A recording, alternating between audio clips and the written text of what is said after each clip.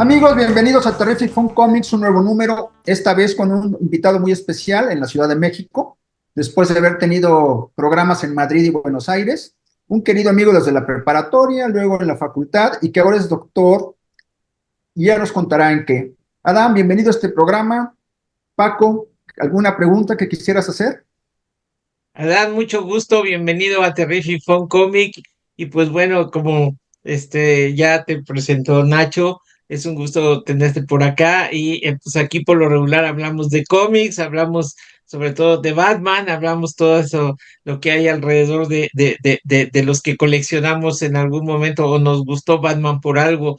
Yo sé que tú has estado, por lo que estuvimos, lo que leí de tu biografía, tienes ahí una muy interesante historia con cortometrajes y con lo que es la era digital, todo esto que viene siendo lo digital. Hablamos de digital, de efectos. ¿Por qué no nos explicas exactamente cuál es tu actividad y a qué tipo de digital nos estamos refiriendo? Bueno, hola, ¿qué tal? Buenas tardes a todos aquí desde la Ciudad de México.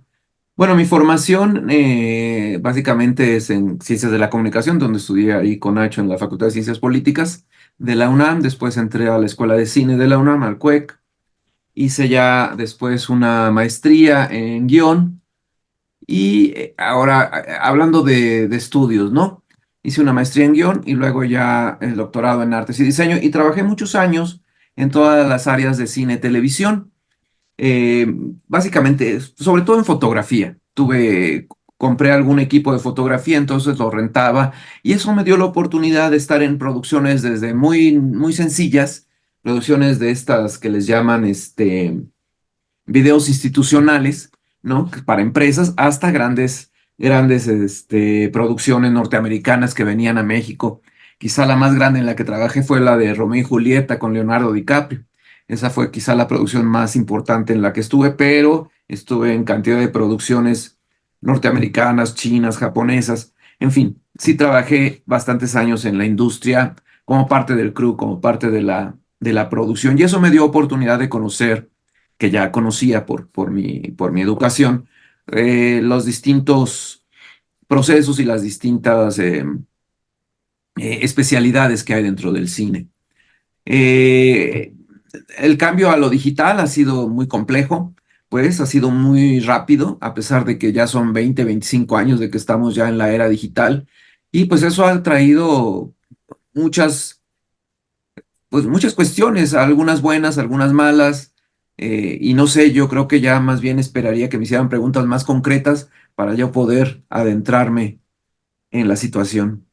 Por ejemplo, Adán, el cine primero tuvo que resolver, bueno, y la fotografía, la iluminación, ¿no? Primero, el primer programa sin luz suficiente, no hay cine, no hay televisión. El segundo problema que tuvo que resolver el cine fue el sonido, ¿no? Cómo Ujú. sincronizar el sonido. El tercer problema fue el color, porque hasta los 60 todavía las películas de prestigio eran en blanco y negro y poco a poco fue el color imperando. Y ahora es lo digital.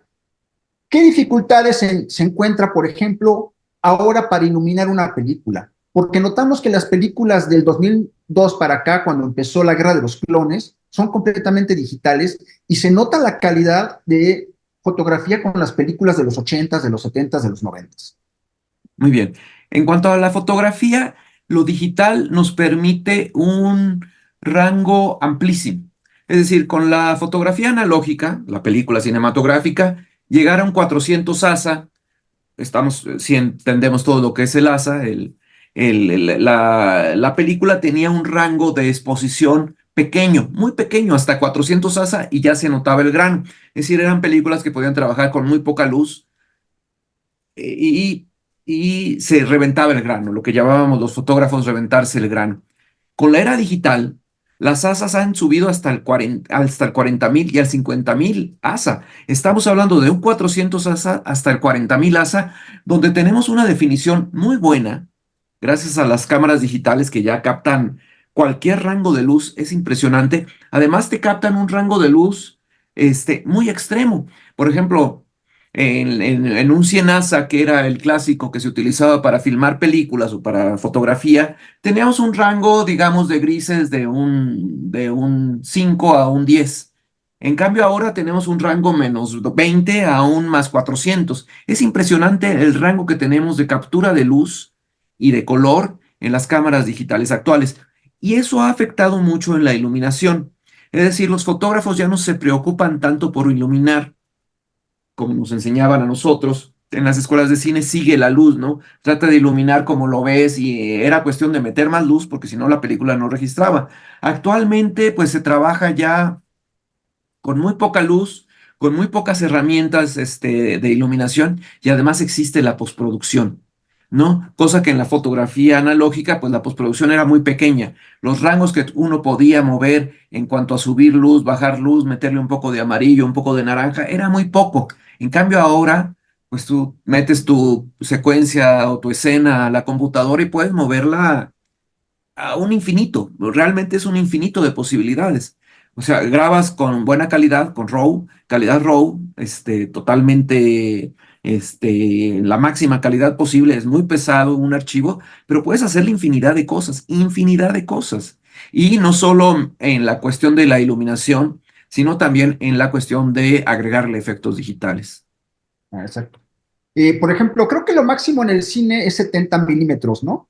La película es 70 milímetros, es la que te da mayor calidad de exposición de una película. Y ahora, entonces, se ve rebasado eso y, por ejemplo, ya no es el soporte de la película, sino ahora ya tienes lo digital como nos pasa con los teléfonos. ¿Qué pasa, por ejemplo, con todas las películas antiguas? ¿Se van a tener que ahora digitalizar para conservarlas o porque si no se van a perder? Ya lo hicieron. Eso ya lo hicieron desde los principios de del siglo. Ya todas las películas están digitalizadas. Todas las películas que valen la pena. Claro. Y eso Y permite que mejoren su calidad para nosotros. no, pero permite su transmisión y su distribución. Ah, ok. Finalmente, y gracias a las cinetecas de todo el mundo, la película en analógico, en película, se sigue conservando y se sigue conservando como una joya, pues, o sea, las cinematecas, la filmoteca en la UNAM aquí en México, pues tiene sus salas especiales con temperatura, con humedad controlada para conservar la película, porque se sabe que la película, eso lo dicen los investigadores, la película trascenderá a lo digital. Lo digital va a acabar en algún momento, o lo digital evolucionará y ya no podremos verlo. Es como ahora, tú quieres ver un DVD, pues ya cuesta trabajo ver un DVD, ¿no? Y seguirá avanzando tanto que realmente los soportes digitales irán desapareciendo, irán cambiando, irán evolucionando, pero la película se conservará. Entonces, Lawrence de Arabia, que es así una de las grandes obras que se conservan los negativos y demás, pues se conservará en película, ¿no?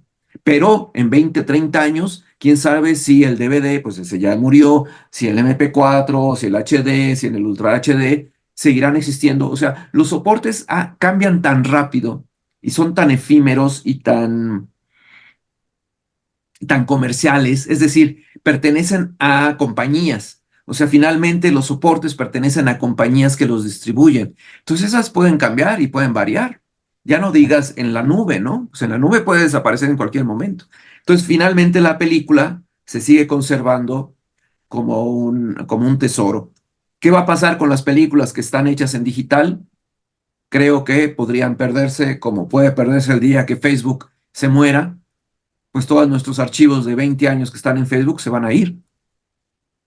En fin, eso será alguna cuestión que tendremos que plantearnos en un futuro cercano, creo yo. Otra pregunta, bueno, que Paco es muy fan de Star Wars, ¿no? La primera Star Wars de 1977, parece que los efectos nos parecen, a algunos, digo, a nosotros no porque vimos las películas y nos maravillaban, pero a las nuevas generaciones del 2000 para acá les parecen efectos primitivos. ¿Qué posibilidades hay con lo digital de hacer efectos más creíbles aún? Pues ya lo Pe- pe- hicieron. antes de esta pregunta, qué bueno que lo dices, porque lo comentábamos apenas recientemente Nacho y yo. La primera escena que nosotros vimos de Star Wars realmente son maquetas de naves ¿no? Esos eran los efectos. Y nos dejaron, la primera escena nos dejaba con la boca abierta a ver una nave que no terminaba y que decías, ya, ¿qué hora se va a acabar? Ay, no, qué monstruo de nave es esa. Y no eran efectos. Ahora, ya una cosa así es muy difícil que te hagas, que te sorprenda. Entonces tienes que hacer unos efectos especiales que diga, que ya no sabes si está, o sea, a ver, yo ya me confundo, ya no sé cuáles son unos buenos efectos especiales y unos malos efectos especiales en películas de acción, por ejemplo. Pues pues ahora sí que el gusto y el género que prefiera cada quien. Pero ya, pues sí, ya el gusto por el efecto especial creo que se perdió. Y entonces uno tiene que meterse más en la trama, tiene que meterse más en la historia, en los personajes para que a uno le atraigan. O encontrar directores que hagan efectos especiales, quizá no asombrosos, pero sí novedosos, ¿no? Claro. Oye, y un problema que, Como Spielberg, el Spielberg, que es un genio y que lo mismo nos sorprendió con efectos especiales, con unos dinosaurios que ves la primer película todavía y aún sigue, hay mucha gente que dice, y él mismo, ¿no? Que dice, no, es que la primera película y los efectos ya se ven Mm, viejos, yo la vuelvo a ver y me la vuelvo a creer que son, que ahí están esos dinosaurios, ¿no? Porque es claro, maravilloso, ya no piensas ni siquiera como en las películas que veíamos, pues en nuestra adolescencia, a lo mejor como Jason y los Argonautas y esas, donde todavía veíamos a los monstruos, pues que eran manejados por pues se veía la animación, ¿no? O sea, acá ya todo, o sea, que era manual, digamos, ¿no? Y acá pues ya digital. Entonces, eso es lo que antes nos sorprendían con esos trucos. Bueno, ya Spielberg, los dinosaurios digitales, llegar a ese, a esa textura de esos animales y de ese tamaño, de hacerlos, eso es maravilloso. ¿No? Y todo, sobre todo eso, ¿cuánta gente tiene que trabajar en una película así? Por exacto, eso vemos los créditos de que, o sea, porque eso es muy, yo creo que la gente no lo debe de entender mucho todavía, de que los que hay muchos animadores en las películas, porque a uno le dicen, tú te vas a encargar del vestuario de este personaje, nada más. Y otro le dan, tú vas a encargarte del aire que le va a caer, y así son diferentes que les van dando esa tarea para al final sí, llegar a ser todo lo que llegamos a ver, ¿no? Como lo hemos visto en tantas películas, ¿no? Ahorita la del Hombre Araña, que nos ha sorprendido las versiones del Hombre Araña de los multiversos, ¿no? Digitales, ahora todas las películas digitales, ¿no? ¿Qué oye, nos Adán, espera? y otra cosa que mucha gente no toma en cuenta y que tú tienes maestría en guionismo, es que sea documental o sea cine de ficción, algo, el guión es muy importante. ¿Por qué esa parte del trabajo de televisión o de cine está tan descuidado? ¿descuidado? Sí, No. porque uno siente que los guiones ahora como que los guiones son muy mal hechos, son muy básicos y se prefiere poner más efectos que trabajar a un personaje, por ejemplo. Mm, pues es que depende del cine, depende del género de cine que se vea y depende del estilo cinematográfico.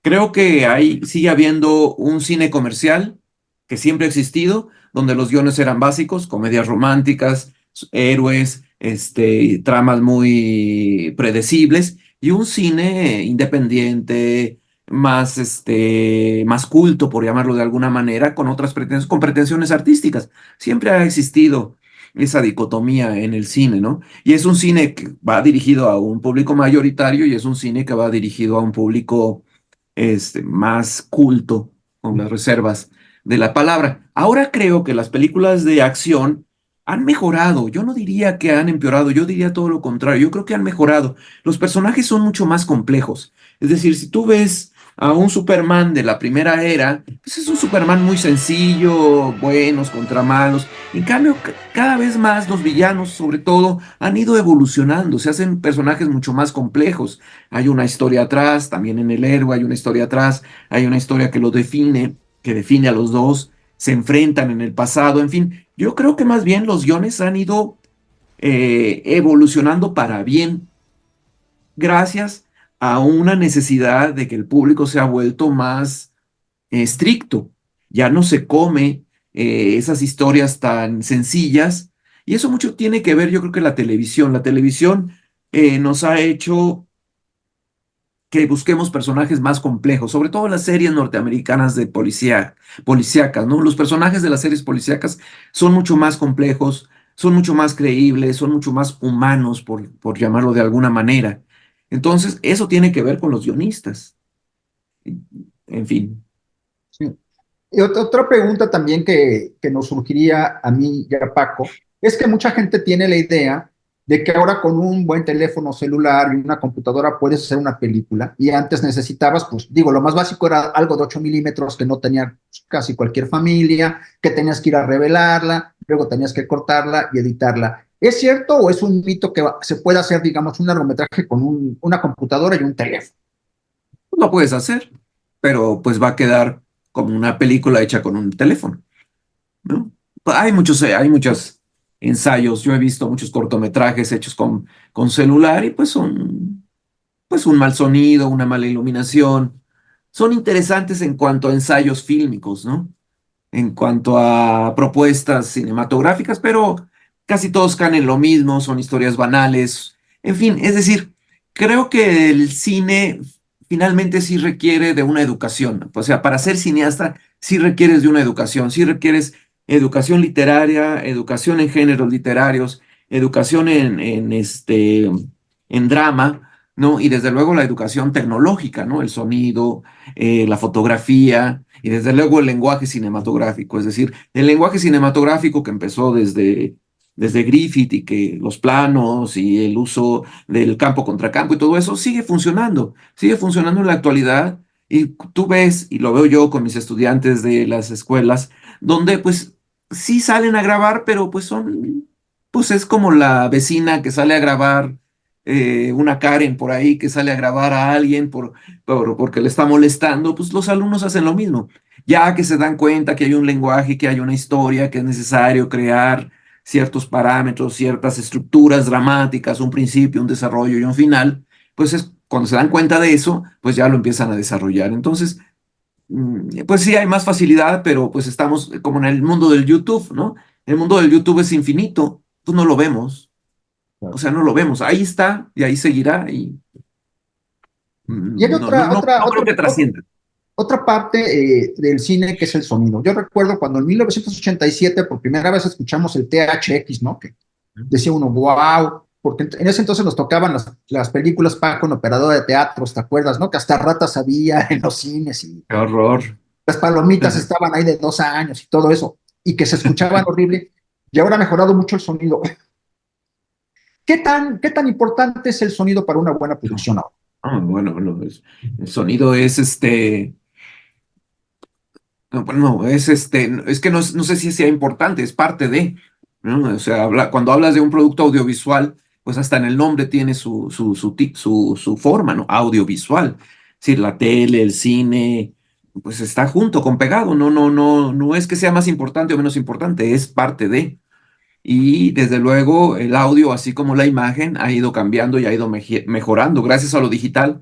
Tú mencionas el Dolby y ahora el THX y el Dolby Atmos, que son sistemas de audio ya muy complejos, con muchos canales. Sí, pues es fundamental. Es que ni siquiera, no sé si decirlo fundamental, es parte de. Ya hay un buen audio, ya hay un mal audio, ya hay una buena imagen, ya hay una mala imagen. Es Paco, por ejemplo, los Beatles, creo que grababan en cuántos tracks, y era lo más que podían dar los Beatles, Paco, en 8 tracks, o cómo era la cosa. En ocho, bueno, era de cuatro y luego en ocho lo doblaban. Pero sí, ahorita que comentaste eso, a mí me tocó ver una clínica de ¿cómo se llama? Martín, el que le hizo el sonido a Alejandro González Iñárritu en la película la del oso, es Martín Hernández, y fui a una clínica de audio precisamente y ocupó más de 100 canales, Es nada increíble. más en la escena del oso, y era canales de la mosca, en un canal tenía la mosca, en otro tenía las pisadas del oso de pasto, o sea, tenían los diferentes tipos de pisadas de pasto, la respiración del oso, eran más de 100 canales y era nada más el efecto de sonido del oso, o sea, es impresionante, ¿no? Más aparte la música, etcétera, ¿no? O Ujú. sea, eso, O sea, eso es, y es y todo eso es, gracias a lo digital, ¿no? Gracias a lo que es ahora las consolas digitales, pero ¿no? eso es más complejo, Adán, o es una simple evolución de algo que siempre ha habido. Por ejemplo, tú con tus herramientas de los 80s, 90s, perfectamente puedes trabajar en el cine de hoy, pero los de hoy podrían trabajar en el cine anterior o no, no importaría. Pues tendrían que aprender la herramienta, conocer la herramienta, ¿no? O sea, por ejemplo, hablando de las pistas de los distintos canales en una película mexicana de producción importante, cuando se grababa en sonido óptico, no estaba la parte de la imagen y por acá estaban los distintos canales de óptica, pues había 12, 14 canales, ¿no? Y ahí en 12, 14 canales, que ya eran muchísimos, tenías que meter todo: música, ambiente, diálogos, pisadas, todo, todo, todo, todo. Entonces sí, lo digital vino, sobre todo en el audio, yo creo que lo digital, que fue lo primero, el audio llegó antes que la imagen de alguna manera de lo digital. Sí vino a abrir un espectro impresionante en cuanto a las posibilidades de poder controlar el sonido, de una manera mucho más precisa, y acuciosa, no sé. Y ahora también otra cosa que hemos notado en el cine actual es que escenas de noche se graban de día y simplemente ya en la computadora ya les quitas la luz, ¿no? Que antes te obligaba pues, a otras técnicas. No, no, Y no. otro que ha señalado mucha gente es que, por ejemplo, que las películas que Hollywood filma en México les da un tono ocre para hacer una imagen de que México es un infierno o algo así. Es algo que te permite ya trabajar lo digital, ¿no? Sí, bueno, hablando de primero la primera parte de tu pregunta, es de el noche por día. Eso tiene muchos años. Desde el blanco y negro ya se utilizaba filmar de día con un filtro, con una serie de filtros, un rojo y un polarizado, podías crear la noche de alguna manera, ¿no? Hollywood Night o Night for Day, no me acuerdo muy bien cómo se llamaba eso. Eso está desde hace muchos años, desde los años 30. Y luego ya con el color se modificó y se hace, ¿no? Desde luego ahora con lo digital, pues ya es mucho más sencillo hacer todo eso.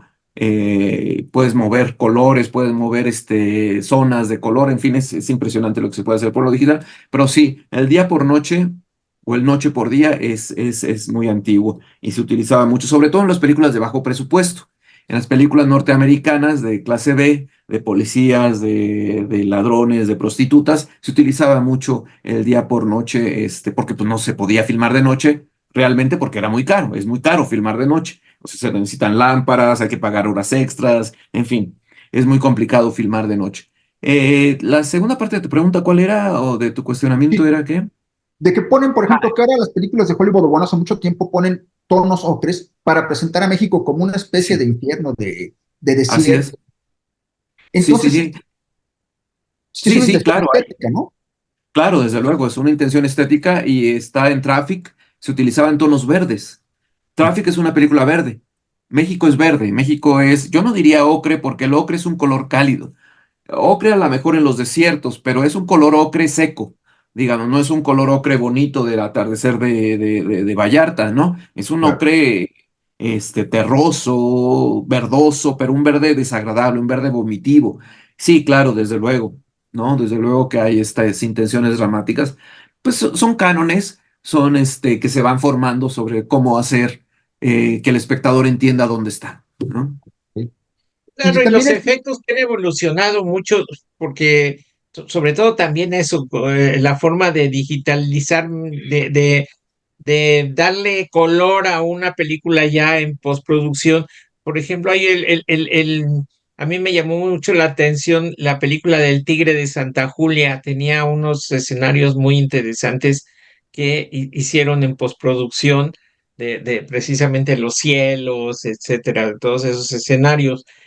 Ujú, Y justo también la evolución que a lo que ha estado llegando también, todo esto lo vimos en las películas del Mandalorian, ¿no? Que ya tienes digitalmente todo, ya no es pantalla verde, sino ya es el escenario que lo tienes digital ahí, pero visualmente estás viendo un ujú, desierto que ujú, en la película, bueno, a la hora de que tú lo ves en la tele o ya en la proyección, lo vas a ver ujú, como si fuera, como si realmente él estuviera ahí, ¿no? Y ujú. eso también es una ventaja para los actores que ya no nada más trabajan con una pantalla verde, sino que ya se imaginan que ya tienen por lo menos un escenario. Yo creo que eso Sí, sí, esa es está una, de, pues es un plus para ellos. claro. Eso es una mejora del back projection. Desde Chaplin, desde Buster Keaton, se iniciaron los efectos especiales, desde luego se hacían en cámara, y era el front projection y el back projection. El front projection es, como su nombre lo indica, el actor está atrás de la proyección, ¿no? Aquí está el actor, aquí está la proyección y acá está la cámara. Entonces el actor está detrás de los efectos especiales. Luego el back projection es lo que menciona aquí el colega, donde tenemos el escenario atrás,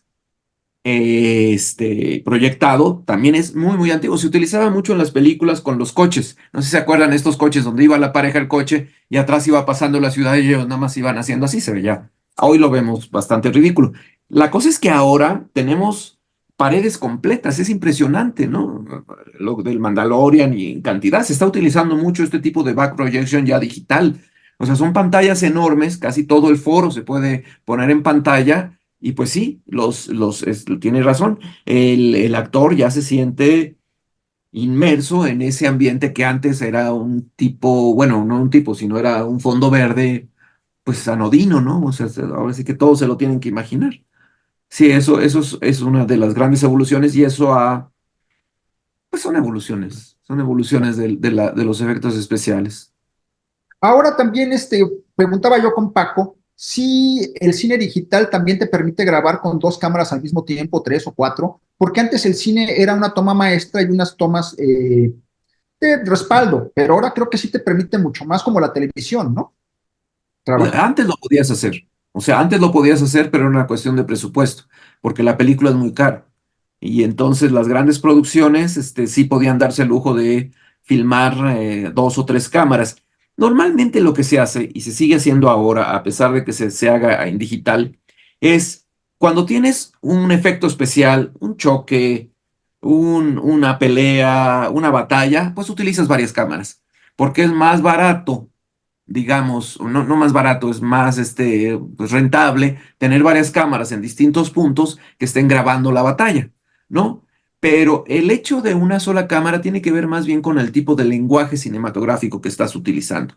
Cuando tú usas una cámara, y aquí tendríamos que hablar de la televisión, la gran diferencia entre la televisión y el cine, ¿no? La televisión es teatro puesto en cámaras, ¿no? Chespirito, las telenovelas, o sea, es teatro donde está grabado y el director de cámara dice close-up a tal, ábrete, va siguiendo un guión, ábrete, ciérrate, y entonces es teatro grabado. O sea, la televisión clásica es teatro grabado. Pero la televisión sofisticada se hace a una cámara. ¿Por qué? Porque una cámara te permite hacer una puesta en escena con un actor o con dos actores e ir planeando tus escenas, e ir planeando tu edición con un solo plano. Es decir, el hecho que tengas dos cámaras, y eso es algo, fíjate que se lo tengo que quitar siempre a mis alumnos, creen que grabarlo con varias cámaras soluciona. Sí, soluciona la rapidez, pero están haciendo televisión, no están haciendo cine. Creo que la esencia del cine, de hacer cine, la palabra cine, es una cámara. Yo, director, con mi close-up de María Félix, mirando hacia el cielo, ¿no? Ese es mi close-up de María Félix. Yo, director, con mi plano general, no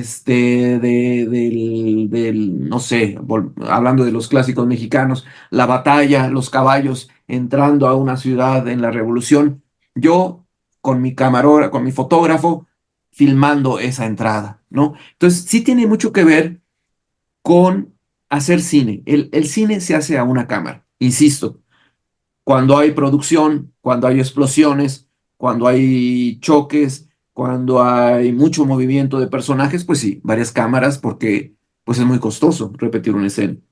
Pero no sé si esto es fundamental, creo yo, en cuanto a la diferencia del cine y hacer televisión. El uso de una cámara es de cineastas. El uso de varias cámaras es de productores televisivos.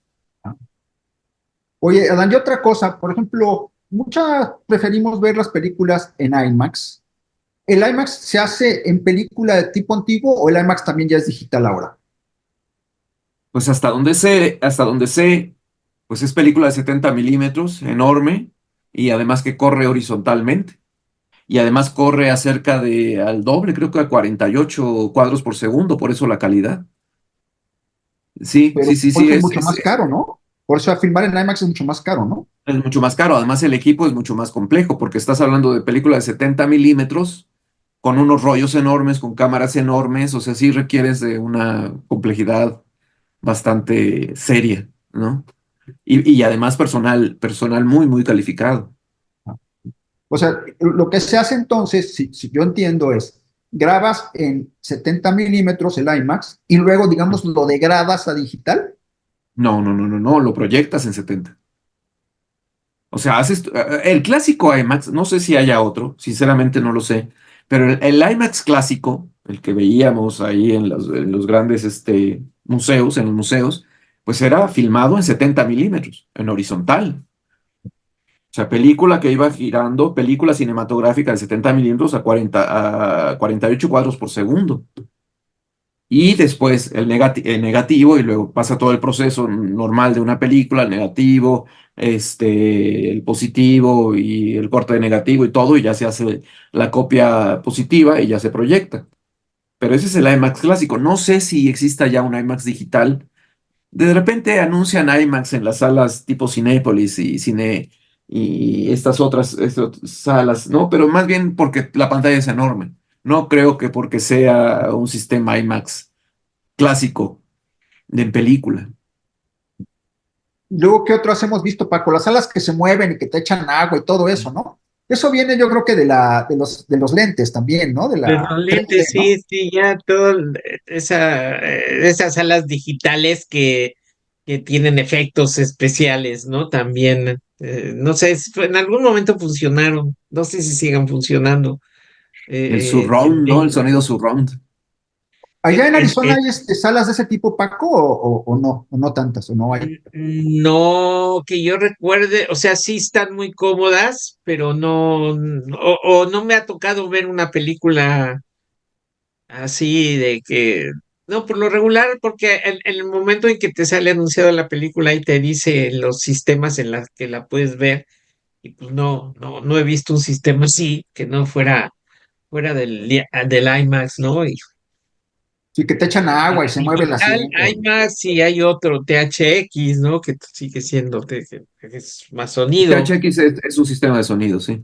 Y ese es inventado bueno, también viene de Spielberg, ¿no? De por ahí, así es, de, de la de George compañía. Lucas. platícanos un poco sobre la fotografía digital a comparación de la fotografía análoga que estuvimos pues, mucho tiempo, que es una maravilla que ahora pues tengas en tu mano, puedas sacar cuantas fotos y de qué formas y dependiendo del aparato que tengas también, o sea, cómo ha tronado Kodak, que es gracias a estos aparatitos tronó, pero ahora todo cualquiera, o sea, por lo menos una gran mayoría de gente, yo creo que no en su vida había sacado fotos o no había usado un teléfono, ¿no? Claro, estamos hablando, digamos, del año del 2000 para acá, de los 2000 para acá, que fue cuando empieza ya los teléfonos celulares y luego las cámaras y todo, pero ahora todo lo que ha proliferado gracias a tener un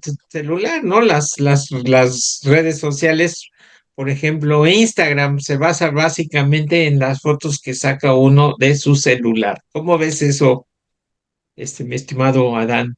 Sí, bueno, es una pregunta muy compleja con muchas aristas, porque por un lado está la cuestión técnica, pero la otra está también la cuestión como, pues filosófica, por llamarla de alguna manera, de que estamos viviendo una época del exceso de las imágenes, ¿no? O sea, ya hay tantas imágenes que ya no significan nada. Además, después de la inteligencia artificial ya no sabemos cuál es real y cuál es no. Entonces, es ahí un proceso muy complejo que está viviendo la humanidad, donde pues yo ya paso imágenes, o sea, lo vivo constantemente, yo ya paso imágenes y puedo ver algunas muy crudas y ya no significa nada, ¿no? Es decir, frente a este exceso de imágenes, o sea, los niños de Gaza, por ejemplo, o sea, que antes pues podrían moverme el corazón, de repente me doy cuenta que los estoy pasando como si nada y digo, o sea, ¿estoy yo ya desensibilizado frente a estas situaciones? Pues no, no soy solo yo, es el resto del mundo que frente al exceso de imágenes, dejan de significar. Cuando vemos, por ejemplo, a estas adolescentes exhibiéndose, bailando y haciendo bromas y demás, pues es el exceso de imágenes que dejan de ser, pues sí, significativas. Entonces, se oye un poco moralista, pero el exceso es malo en ese sentido. El hecho de que todos seamos productores de imágenes, pues también nos convierte a todos en consumidores de nada. Finalmente esto me lleva a la conclusión de que el fotógrafo, cada vez es más difícil ser fotógrafo porque hay un exceso de fotógrafos, ¿no? Como hay un exceso en los medios en general, hay un exceso de personal en todo. Este, lo que quiero decir es que frente al exceso de imágenes y al exceso de productores, la especialización es lo único que nos queda. Tendríamos que especializarnos en algún tema en específico, ¿no? Y desde luego buscar ser buenos fotógrafos y saber utilizar todas las herramientas que nos ofrece la fotografía. Pensando en la fotografía analógica, el fotógrafo analógico, sobre todo el de blanco y negro, sus herramientas ¿cuáles eran? La película, el revelado, la impresora y el revelado del papel. Hoy un fotógrafo tiene que aprender Photoshop, aparte tiene que conocer la cámara digital, que le comentaba a Nacho, que son docenas y docenas de parámetros que uno tiene que colocar en la cámara digital. En una cámara analógica eran 4 o 5 parámetros y te ibas a fotografiar. Hoy son docenas de parámetros que tú puedes manipular en tu cámara digital y después puedes manipular en la postproducción, en el Photoshop y en todo lo demás. Entonces, el fotógrafo cada vez se ha ido haciendo más tecnológico y quizá menos fotógrafo, ¿sí? Quizá menos de capturar el momento. Sin embargo, este momento sí está capturado por el exceso de, o sea, siempre hay una cámara en el choque, siempre hay una cámara en la bronca en la calle, siempre hay una cámara en el asesinato, siempre hay una cámara en el exceso de la policía.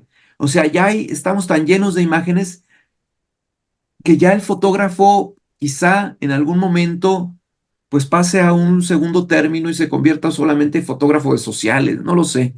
La evolución es compleja y yo no sabría muy bien hacia dónde va.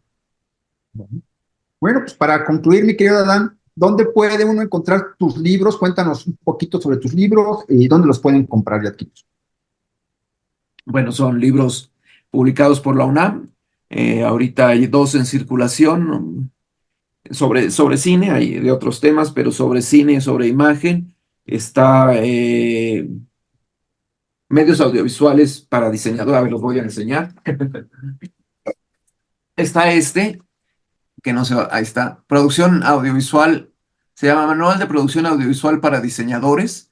Esta es una compilación. Yo escribí algunos de los artículos o de los ensayos. No son ensayos, más bien, como es un manual, son cuestiones prácticas dirigido a los diseñadores de cómo incursionar en el ambiente audiovisual. Ya va por la segunda edición. Y también tengo, que es el más reciente, que salió este año, que es el de 120 años de cine documental en México y el mundo. Este sí es un libro académico totalmente, es un libro de historia del cine y donde hago ahí algunas reflexiones y algunas propuestas sobre cómo debemos clasificar el cine documental a la vista de ya de 120, 130 años de existencia. Y están en las librerías de la UNAM y también yo creo que Gandhi en línea y eso próximamente se podrán encontrar. Tito, no sé si Perfecto. quisieras agregar algo. Nada más sí me gustaría saber cuál es una breve opinión tuya de las películas de Batman, de cómo ha sido tu historia de las películas de Batman en tu vida. Bueno, Batman, pues desde niño, ¿no? Yo creo que como a todos los que ya tenemos más de 60, 50 años, pues Batman desde niño fue importante, ¿no? El Batman de la televisión, Adam West, que era una tragicomedia, bueno, eran películas hilarantes, hoy las vemos, o series de televisión hilarantes, yo creo que nada que ver con los Batmans que llegaron después. Este, pues Tim Burton me gusta, ¿no? O sea, finalmente él como director me gusta. Y los otros Batmans, pues han ido evolucionando, se han vuelto más complejos, se han vuelto más, pues diferentes, ¿no? Y creo que es un personaje que da para mucho, que da para muchas historias. Lo que yo no entiendo es por qué los cineastas siempre regresan al inicio del Batman. O sea, en todos los cineastas y los guionistas hay esta necesidad de plantear cómo inició Batman, ¿no? O sea, siempre regresamos al Batman y pocas veces lo vemos ya, como un Batman activo, ¿no? Y bueno, sí, desde luego, pues es un personaje importante en nuestra historia, como adolescentes, como niños y como adolescentes. Sadam, pues agradecerte mucho tu tiempo. Estaremos proporcionando tu libro y decirlo que sigan la batiseñal aquí en Terrific Fun Comic.